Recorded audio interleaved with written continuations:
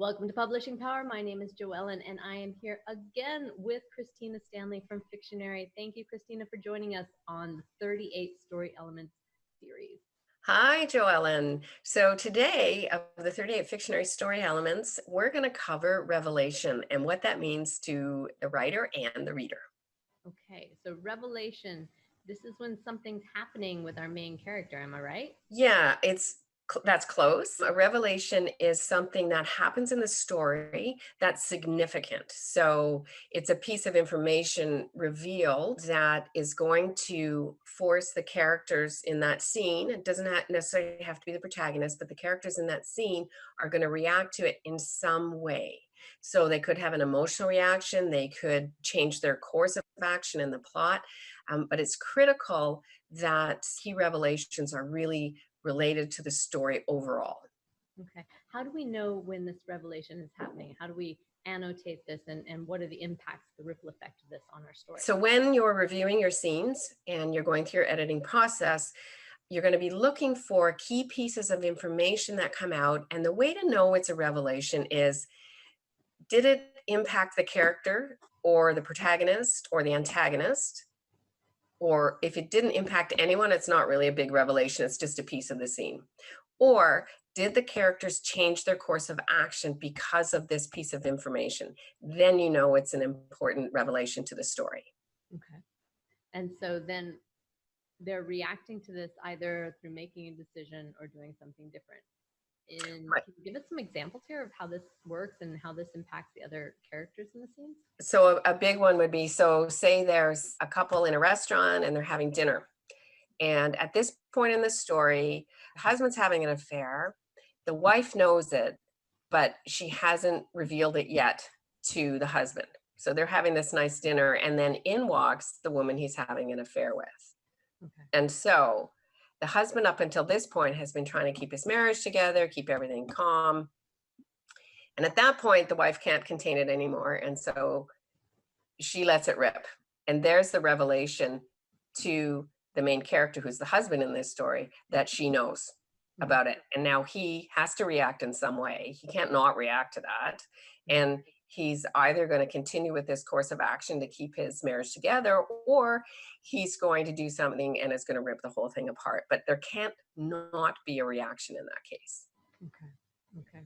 And then for the other people in the scenes, are they reacting to this? Are they aware of it, or how is Maybe, maybe not. It depends on the story. It doesn't have to be every character. It's really just for that scene, who is it important that they react? Like, we don't care what the server thinks, unless, of course, the server is one of their children.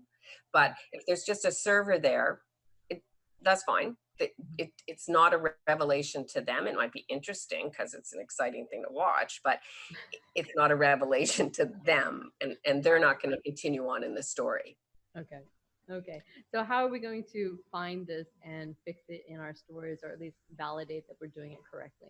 Right. So what you want to look for when you're going through your scenes, just like when we talked about conflict and tension, you want to keep track of what revelations happened in each scene and who is in the scene. And there's several reasons for doing this. One, you want to make sure that if a character in a future scene references this revelation, you can go back and check, were they actually in the scene where this was revealed? Because if they weren't in the scene and nobody told them about it, they can't react to it.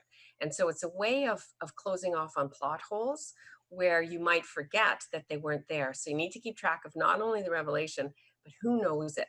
And that's a very important feature. You also, when you're going through and you're looking at your tension, if you're finding that there's scenes that lack tension, you can look and see, well, was something revealed too early so everybody knows about it, so the suspense is gone and the conflict has happened, and now there's no suspense about it and the reader's not worried about it. You can also look at it from the point of view, if something's revealed too late, is it confusing, or does it take away the tension because no one knows about the revelation, and so they haven't created a baseline for tension in the scene. Okay. So it's a biggie in that it relates really to tension and conflict. And the other thing to watch is when you have a big revelation, is it followed up on? So if you mark down every big one in your story, you can go back and see at the end, did you close off on those? And that way, again, you're avoiding plot holes. Okay, good. So we're going to look for plot holes related to Revelation. How are we going to do that? So this is where we get back to my list making as you're reading. So you've already kept track of who's in every scene. You've already kept track of the tension and conflict of every scene. And now right with that, you want to keep track of the revelations in every scene. And there doesn't have to be a revelation in every scene, but you need to know as an author which scenes they're in, Okay. who is in that scene with them, and is it affecting the tension or the conflict within the scene. Okay. All right, so we've got to go back into our scenes again, dig in, make sure it works out, tie up those loopholes, those plot holes, shall I say, and make sure everything's working together to create that fantastic story that we're looking for. So again, I think we've got a lot of tasks for us, but this is going very well, and we appreciate you all coming along on the journey for the 38 story elements. Thanks, Christina. Thanks, Joellen.